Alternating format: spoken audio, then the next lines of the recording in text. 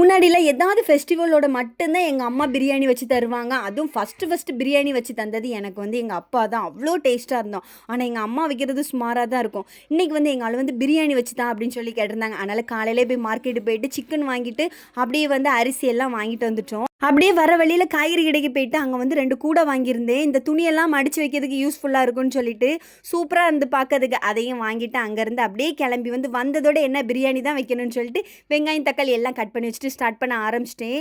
எங்கள் ஆள் இன்றைக்கி ஒரு ஹெல்ப்பு பண்ணி தரல. ஏன்னா மேலே டேங்கு கழுவுன்னு சொல்லிட்டு அவங்க போயிட்டாங்க. நான் மட்டும் தான் சிங்கிளாக இருந்து பண்ணிகிட்டு இருந்தேன். ஆனால் ஓகே தான், எல்லாமே காலையில் இந்த பாத்திரம்லாம் கழுவி எடுத்து எல்லாம் முடிச்சு வச்சனால ரொம்பவே ஈஸியாக இருந்துச்சு.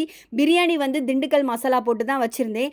மற்றபடி எல்லாம் ஒரே ப்ராசஸ் தான். பிரியாணி வச்சுட்டு அதுக்கப்புறம் வந்து சிக்கன் கிரேவி கொஞ்சமாக வச்சுருந்தேன். ஏன்னா அது இருந்தால் தான் சாப்பிட நல்லாயிருக்கும். அதுக்கப்புறம் எக்கு கேசரி பண்ணினேன். பாயாசம் வேண்டான்னு சொல்லிட்டு கேசரியும் பண்ணி இலையில போட்டு சாப்பிட்டாச்சு. ரொம்ப நல்லா இருந்துச்சு பிரியாணி. ஆனால் கேசரி அல்டிமேட்டுங்க.